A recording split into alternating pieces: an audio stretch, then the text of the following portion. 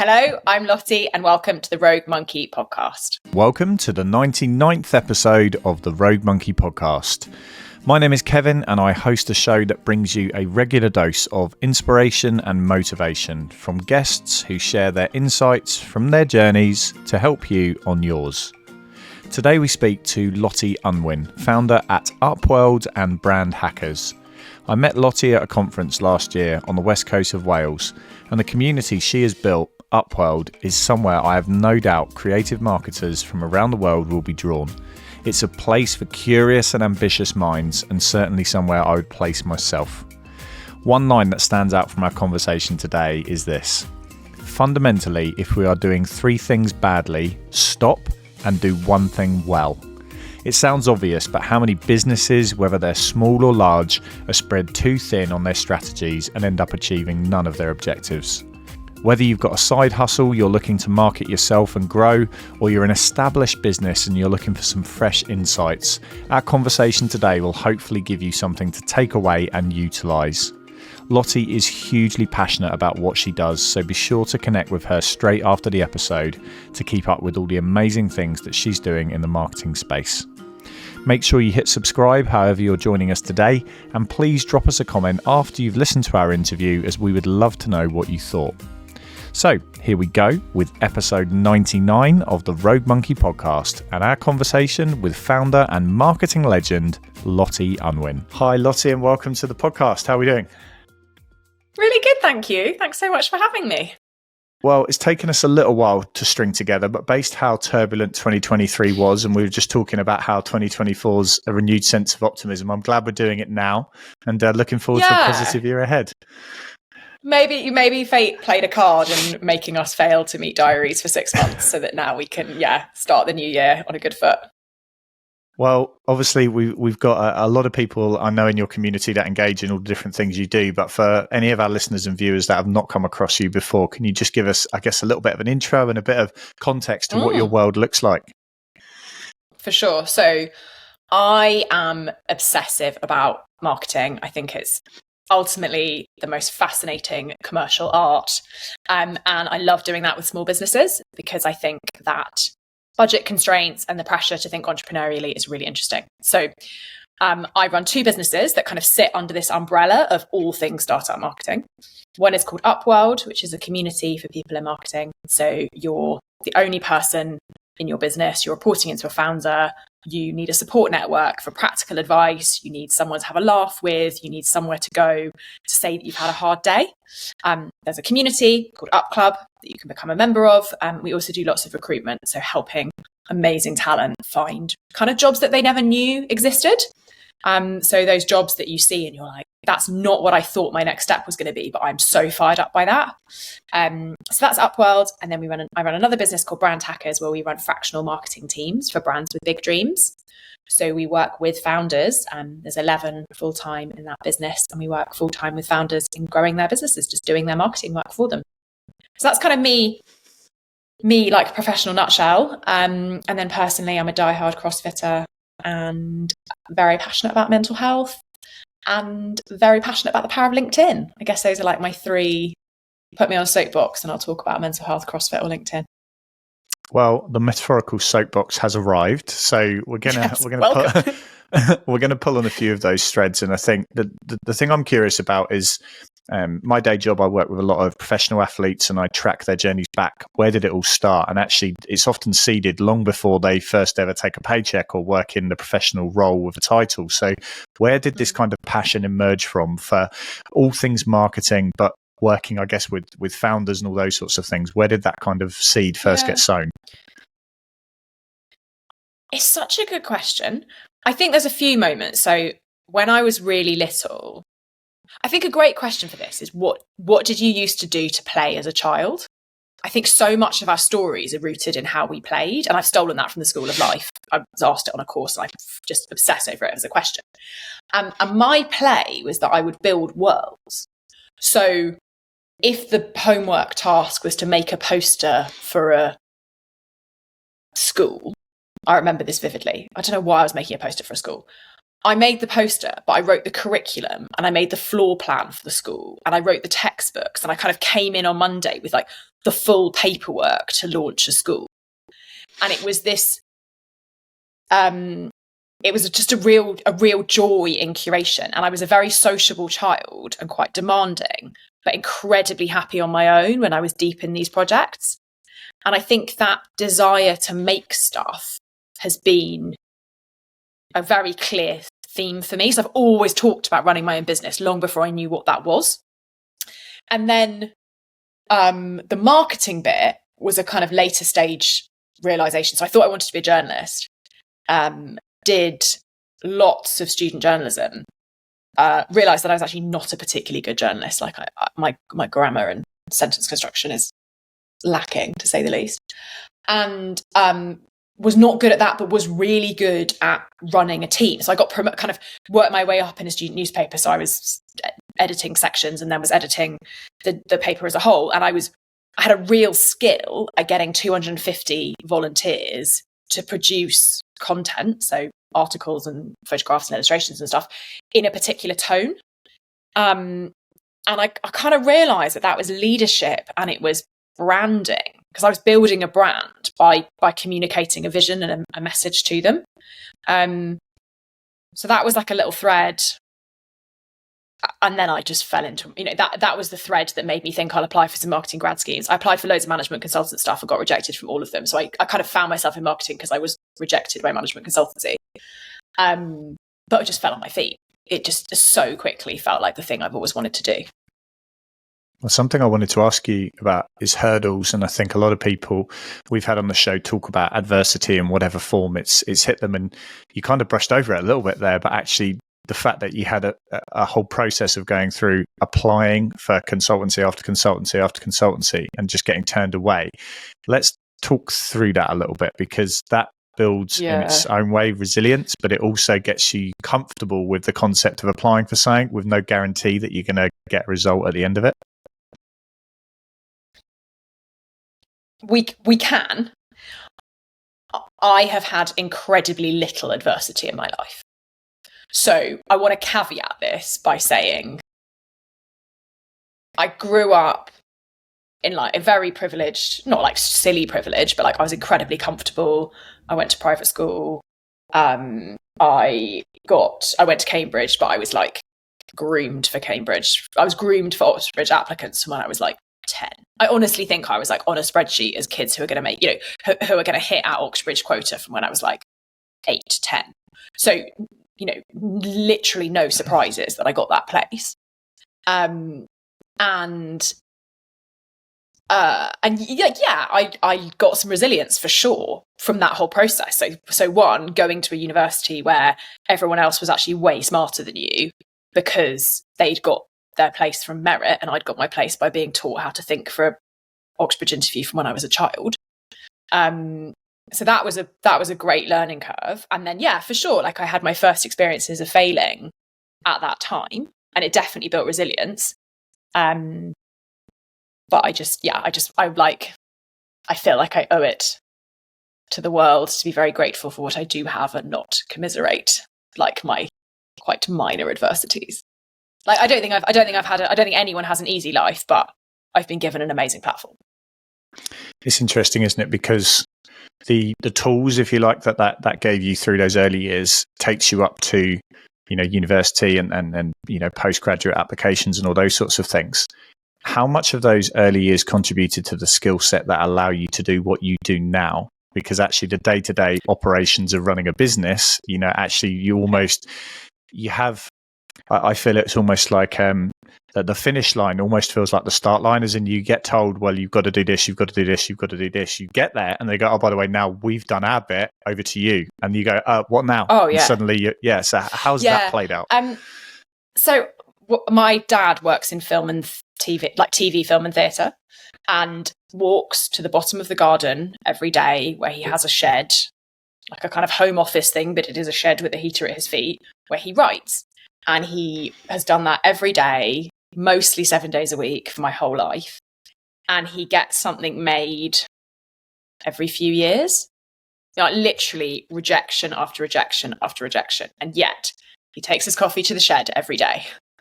And that's where I learned my resilience from watching that and seeing that that's what it takes to build things. And he's been very clear with me that kind of value creation comes from ownership, and is a real believer in the importance of owning ideas, which I think has really fueled my desire to do my own thing, but also like my ability to keep going. And absolutely, like what you've just described, a sense of there being no roadmap other than your own. Like I had very good role models growing up for the idea that you kind of carve your own destiny. So let's talk a little bit, I guess, then. You're obviously then carving things for other people now in terms of opportunities and guidance and all those sorts of things. So, you mentioned again around the kind of student newspaper aspect of learning to support a team and bring people together and those sorts of things. But what skills have you picked up along the way that allow you to flourish in the space that you're in now? Because actually that skill set, especially in managing two businesses, it's not like you're trying to do this in one single thing. Having your mind kind of split two ways and having obviously a huge community that you're supporting, what kind of skills have you picked up so far that you can kind of communicate to go, that was really useful, that's kind of helped me here a lot? I really believe that my ability to build relationships has been central to everything I've done. So I can make someone feel quite at ease with me, and I can understand their position, and I can get a feeling of rapport fast. And that's literally because I had to stand at stage doors when I was 7 and talk to like an actor who'd done some terrible play, and mum and dad would be like, "That's absolutely wonderful, you were amazing." And I would watch them put someone at ease and have those kind of those dynamics. And I was put into very adult situations very young. So I feel like I was holding my own with grown-ups from a very early age. And that's what Cambridge does. That absolutely sharpens that skill, because you're basically thrown into a seminar with a global expert on something, which excuse my language, fuck all about. You've got an hour with them, they're going to grill you, and you've got to not look like a fool. And that's, if you've done as little reading as I'd done, that's an exercise in blagging it and in holding your own and holding your sense of self in that meeting.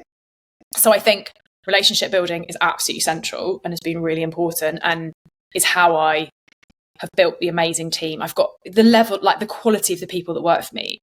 Now my revenue kind of justifies it and we can pay them properly. And I'm like, yeah, we're good enough for you to work with us. 2 years ago, that was true. People, like I was really pulling in favors. People were kind of giving their whole weekday life to my business, kind of because they believed in me. And so me being able to sell an idea and to make them feel like I could be trusted has been really key. I think the other thing is like succinct, structured thought. Like that's another thing that I think like a university education really teaches you. Like how do you kind of work your way through any intellectual problem, whatever that might be. And I guess intellectual problems, but you mentioned the word succinct there, and I think that ties in quite nicely to marketing, because within reason, most people can quite well articulate a problem, a challenge, or a message with unlimited resources, but actually getting it down to a sentence, getting it down to a word. I listened to, and I won't actually read the piece of marketing because it's pretty heavy, but I remember listening to an interview with, I'm pretty sure it was Richard Branson, talking about that you couldn't tell a story in one sentence, and he reads out a sentence and you go, okay, you can. And I think there is a beauty in that, but also there's something like that you mentioned there around the academic side of things, of getting told, actually, that's great, but I need that in half the amount of words. And then you really start to think about, am I actually getting my message across clearly? And that's something I do work with coaches quite a lot in the sports arena, and actually saying, if you're talking to a younger generation coming through now, they don't want a 15-point presentation on something that can be delivered in a tweet, because that's their language. And I think working and advising and supporting people, teaching that skill to people who it doesn't come naturally to, is a real challenge. So how do you impart that to others who perhaps haven't had that kind of experience that you've had? Mm. I just drill them on, like, what are you really saying? So you're completely right that everyone can kind of fudge through something if they have all the time in the world. I think it's often that volume is a smokescreen for I'm in the right ballpark, but I haven't done the extra 20% to really pin down what this is. And if I kind of put enough fluff around it, you won't notice that I'm not actually accurate on what it is I'm trying to communicate. It's funny you say that. Yesterday I had some feedback on a proposal and someone came back and said, like, can you clarify how long the output deck will be and what will be included in it? And I was like, it's going to be very, very short, because that's why it's good. Like, you know, number of slides here is actually has an inverse correlation with quality of work. You want to pay a lot of money for a few very succinct, well thought through points. And then you need to understand why it's got there, but the output needs to be really tight. So I just do a lot of coaching with my team on, like, what are you actually saying? Explain this to me as though I'm a Martian. Explain this to me as though I've got no context. Explain it to me in a sentence. All of these games to try and pull apart what is wrapper here and what is actually the core argument. And Amazon, I'm obsessed with this. Amazon start their meetings with a one-page document, like a Word document. So you're not allowed to use slides. You have to use full prose, because their thinking is that slides basically just allow you to do like waffly storytelling. And if you have to put something in written English, you have to be more like exacting in what you're communicating. So I think it's interesting that there's different work environments who are taking different tactics to grapple with the same problem, which is like, we're all a bit lazy with that final bit of clarity. And that's actually where all the miscommunication comes through. Do you think some in of that space though, that's left? do you think those with what you're doing now, that's where the value added comes for me? Because if we're honest, you know, the marketing space is quite noisy, whether it's individuals, giant agencies, whatever it is. And actually the first 90%, you know, within that kind of spectrum are kind of much for a muchness. But when you start to get to the finer, the sharp end, if you like, of the performance spectrum, that real clarity and that ability to really articulate stuff is absolutely incredible. And I'm thinking back to a piece that came out last year with one of students, one of my classmates that I went to university with, and you may have seen it. It was the Norwich City Football Club video that did the mental health awareness campaign that clocked up, I think it was about 150 million. If you've not seen it, it was absolutely incredible. Yeah. But it actually said everything they needed to say without saying anything. But it hit so well. But the way it was put together, and what I found was really interesting off the back of that wasn't selling a product. But what they were absolutely crystal clear on is the why and the what they were trying to get across. There was so much clarity there that it almost drove the product without any words. And I think that's really interesting, because I think so many people can get caught up in, well, you need a 25 slide deck, you need this, you need that, and actually go, no, you don't. If you actually look at some of the most successful products and brands and organizations on the planet, their ability to communicate succinctly and in a way that lands with everybody, not just with a tiny audience, but unilaterally with the whole spectrum of people that are going to take it in. I think there's a real skill in that. And I guess that's what sets good to great apart. Yeah, and you're applying that very specifically in the lens of communication. So making an advert, using a piece of copy. I think it's the same skill set that's actually true about a lot of strategy. So a lot of what I do is work with businesses that have limited resource. Every business has limited resource. So you have limited resource and you're trying to decide how to spend that resource. And that decision actually comes down to real clarity of thought around what you need to achieve. So if you're not succinct in that objective and you say, like, I just need like more customers, the chance of that money being wasted is so high. Versus if you say, I need more of this kind of customer who currently think that my business is irrelevant for them, to realize that my business does exactly the job that they're looking for, then the work that comes off that is so much better targeted. So I think there's a point. I think being succinct is the outcome of being very focused, and being very focused comes from actual strategic rigor, and that's what lets like so much of everyone's work down, in my view.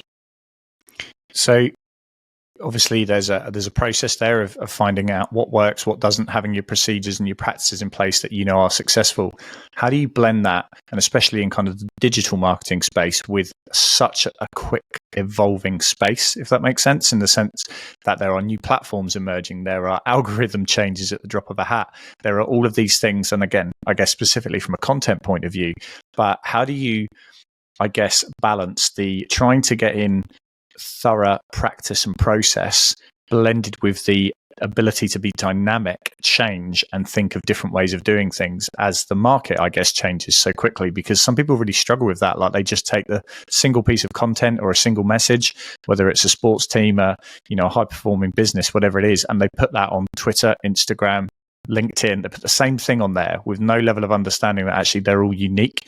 And as I say, the next generation of kids coming through will say to you, have you heard about whatever the next Snapchat is or the next TikTok? And you go, I have no idea what you're talking about. And by which point they're already ahead of you. Yeah, but the problem there is that there's no succinct strategy. So if you're just putting the same piece of content everywhere, your strategy is put content everywhere. It's a terrible strategy. If your strategy is to nail Twitter because you know that your customer is there looking for a particular kind of thing, or whatever the reason is that you've decided that's the channel, then you just focus on Twitter. So fundamentally, if you're doing 3 things badly, you should stop doing all 3 and do 1 well. So that's the first thing, is like you're just trying to do too much. Secondly, I think we can get really a bit navel-gazy and be a bit like, we're in this world of digital marketing and everything's changing so quickly, as though nothing's ever changed before. Like, the world has always been changing. And these algorithms are changing to make the experience for the users better.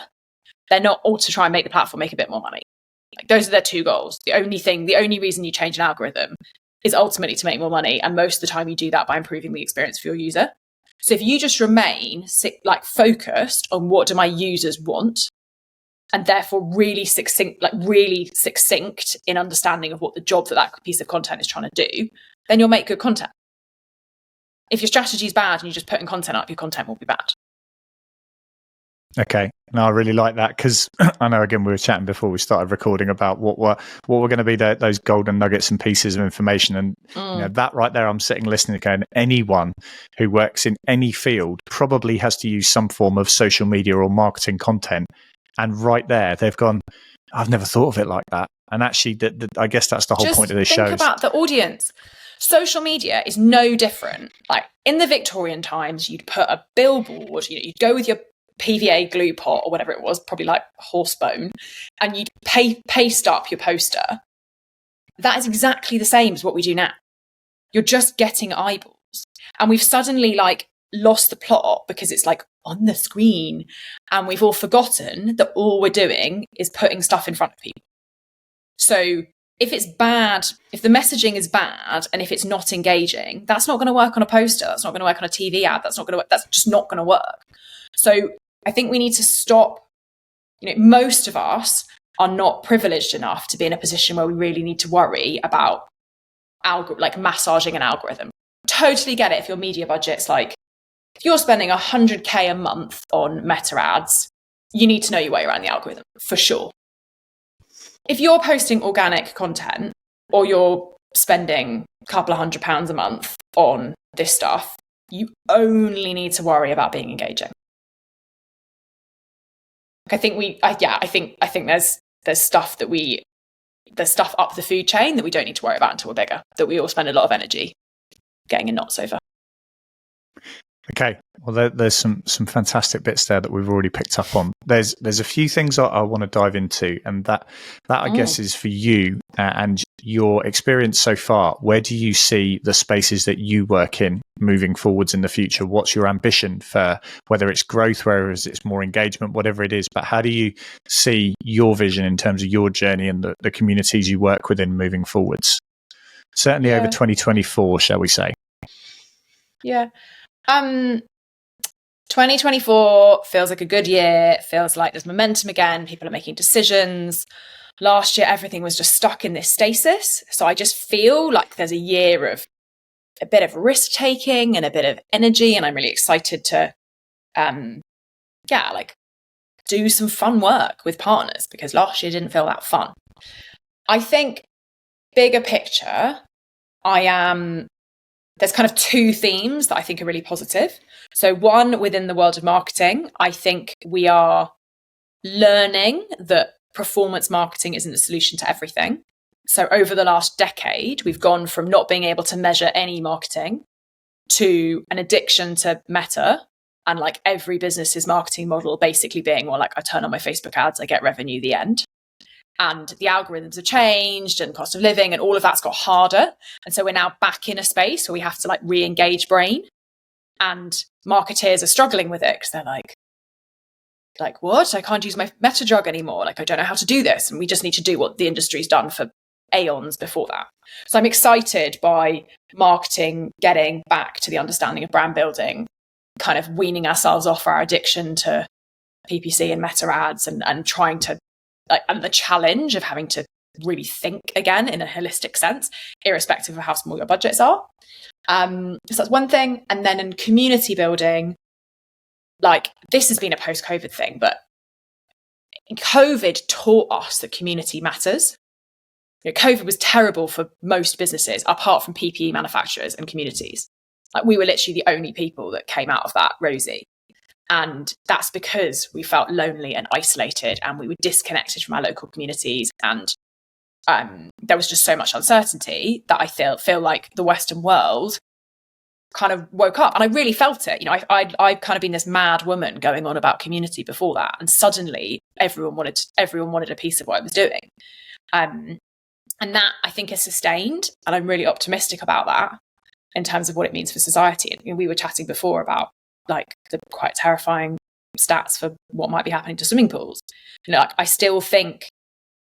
think we've lost organized religion, we've lost local community. Like, so much of the way we live is actually completely devoid of community. But I feel really excited by a feeling that there's enough people seeking it out on their own and redefining it on their terms. So yeah, I feel optimistic about a feeling that individuals are trying to reconnect, even if the government isn't helping us. Okay. You mentioned the word community there, and I was trying to figure out where I was going to weave this in, but how we connected and ending up on a very remote farm in the middle of Wales with the most eclectic group of people that you probably couldn't pick out of a LinkedIn community anywhere. How did you hear about that? What was your experience of it? And, I know it was a while ago now, but actually you've had time to kind of reflect, absorb and look forwards. Kind of what was your experience of the whole Do Lectures scene? I found out about it, I don't know, I just kind of had always known about it. I think I seek things out like this because I'm interested. I'm a bit of a homing pigeon, so I look for community stuff and I throw my hat in the ring wherever possible. I really crave it. So I applied because I was craving it. I had the most wonderful weekend. I feel quite lucky in that I have lots of things like that in my life. So I'm part of a community of founders. I run a community. I do some kind of well-being retreat stuff, which has a similar energy. So last year I felt very spoiled. Like, I got to do a lot of amazing things, and the Do Lectures was definitely one of them. I definitely, funny aside, I know this about myself. I went to university and I learned that lectures are not for me. And then I was sitting in the back of the Do Lecturers going, oh, these are lectures. This is literally what it says on the tin. And I learned that our attention spans are just shocking. So I found it quite a ride of a weekend, because there were these like moments of real magic when you're like having a drink in the sun and there's a Welsh choir singing and it's magical. And then these really immersive periods when you're in a day of lectures that are fascinating. But I was actually really struggling to be in the room. It's quite painful to be present. And I found that quite scary about my own brain, actually. So it was a very rich weekend, but with some moments of like, just focus, woman. definitely had to give myself some harsh words. That's really interesting, because a lot of people, I think, in the modern day and age, everyone has their own views on the best types of CPD and what they do across the year for their own personal development. And I think it's so far removed from what I would call the norm.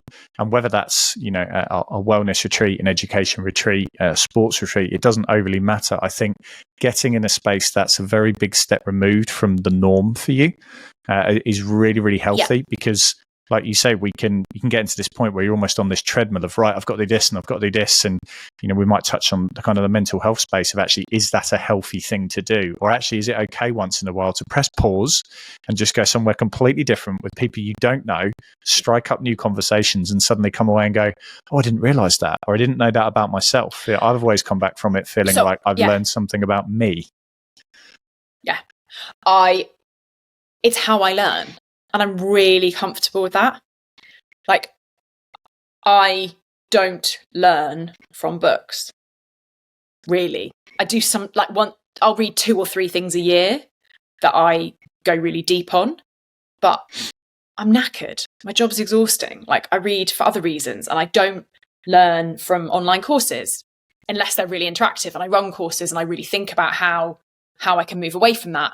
I know that the way I specifically learn is the number of new interactions I have. And that teaches me a lot about myself. I think it also comes back to what you were saying earlier, actually, around the skills that I'm really trying to develop.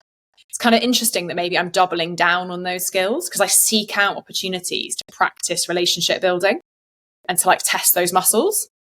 Because I really want to be exceptional at it. And so I know I need to put myself in different rooms. So yeah, for me, it was part of a kind of I'm always trying to think about how I can get in rooms where I feel uncomfortable and where I might create interactions that are going to stimulate something. And so that was just part of that journey. So we all do learn in different ways. And in your experience, again, every year we add new things to this list, but what have perhaps been some of the key either moments, experiences, be that a book, be that a podcast, be that a conversation you've had with someone that had a profound impact on the way that you view perhaps your working life, perhaps your personal life, but you can pinpoint moments that actually created a shift in your direction? There are so many. I feel like we're all the sum of a number of experiences we've had that ladder up to who we are and how we interact with the world. I read the Netflix book. I can't remember the name, but Rules, No Rules. About how Netflix, a few years ago. And that was like a big notch moment professionally in, 1, fuck, that culture looks horrendous. I do not want to run a business like that. And 2, create a structure for your team that is fair, reward them fairly, ask for expectations that are ambitious, make the playing field level. And that was a big shift for me because, as I said earlier, I started running a business where everyone was kind of doing me a favor. I've been on a real journey to move away from that so that I can raise the bar. That was a really formative book. I had a really formative conversation actually last weekend. I feel like literally once a week I have something that slightly moves my narrative. But I had a conversation with a friend who was talking about optimizing life for sustainability. So, and unfortunately this has nothing to do with single-use plastic, but if you look at your diary, is that set up for short-term performance or for sustainability? And I definitely live in a 7-day performance cycle where it's kind of it's survival. I look at my life and I think, am I going to get to the end and not have a mental health episode? Frankly, am I going to stay on the right side of that? I don't look at my life and think, am I optimizing this for sustainability? And that's had quite a profound effect this week. That's quite timely, actually. So one of the early episodes we put out this year was with an international athlete who'd qualified for a junior GB team at the age of 16 and had got thrust into, I guess, the performance life, and had then taken 10 years to transition to a senior team. And they'd had a number of, I guess, accidents, if you like. So things happened to them physically that just kind of derailed them a little bit, but then had a lot of mental health challenges kind of going through the whole uni periods and stuff like that. And when they came back to the pool on the journey back to, I guess, the senior transition, their coach sat them down and said, I don't care if you never race again. That's not the metric we're working towards. I want you to be happy. I want you to be healthy. And if you choose to race again, that's fine, but that's not why I'm helping you. And I really like that because too often we can almost become geared up purely by our 1 week, 1 month, quarterly KPIs, metrics, whatever it is. And actually having that conversation, as cliche as it sounds, you're going to be working for the next 40 years, and hopefully it's doing something that you really enjoy. Treat it as a marathon, not a sprint. You don't have to get everything fixed today, and I think too often in this very instantaneous world that we're in, click, collect, delivery tomorrow kind of thing, everyone expects stuff to be done instantly. And it's like, just because the world operates like that doesn't mean as humans we've suddenly adapted to the only thing that matters is tomorrow. We're still thinking about what happens to us in 20 years, 30 years, 40 years. And I want to be happy and healthy and still enjoying what I do in that time. So I really like that, thinking about that sustainable piece yourself. It's particularly acute if you run a business, I think, because the expectation is that you're gearing towards an exit. So I get asked a lot, like, what's the end goal?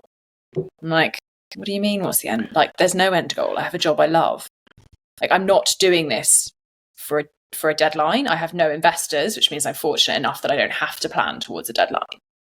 And that's quite unusual. And I'm protecting it really fiercely. Like, I never want to compromise that position. And it just creates a very different mindset. This is the only job I will ever have. Like, I know that. And this business may morph, it may look in different ways, but I'm not going to have a career change.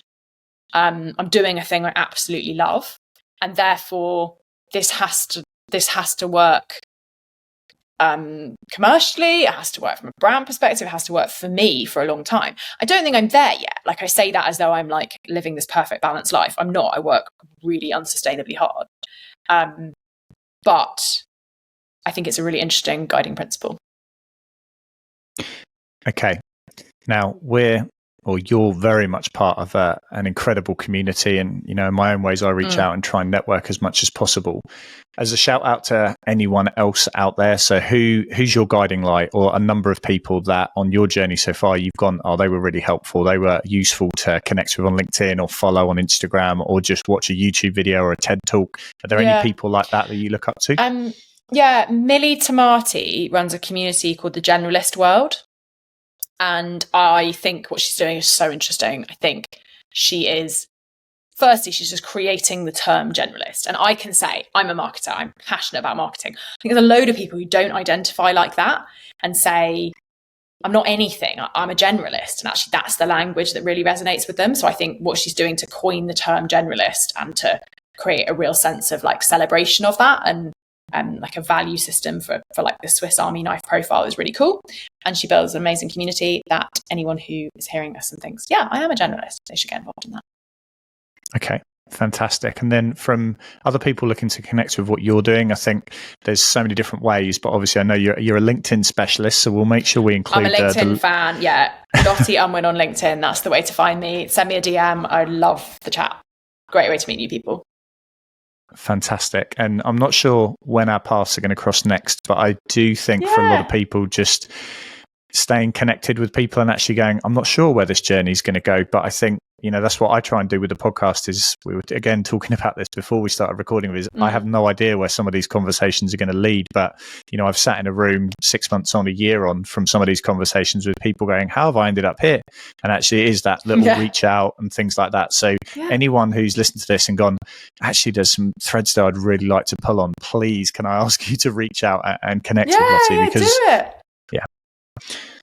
Yeah, for sure. Amazing. Like the internet's made it possible to do that. And that's that's so cool that we can do that. We can just like march on up to a stranger on the internet and be like, hey, I want to talk to you about that. So I'm a big fan.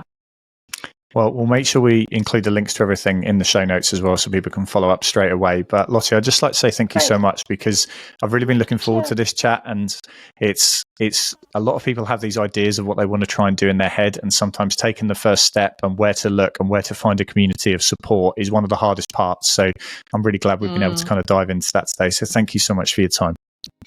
Pleasure. Thanks for having me. Thanks again to Lottie there for such an interesting discussion. This desire to make stuff, it was a formative memory we explored in our conversation, and ultimately that's something we can all relate to.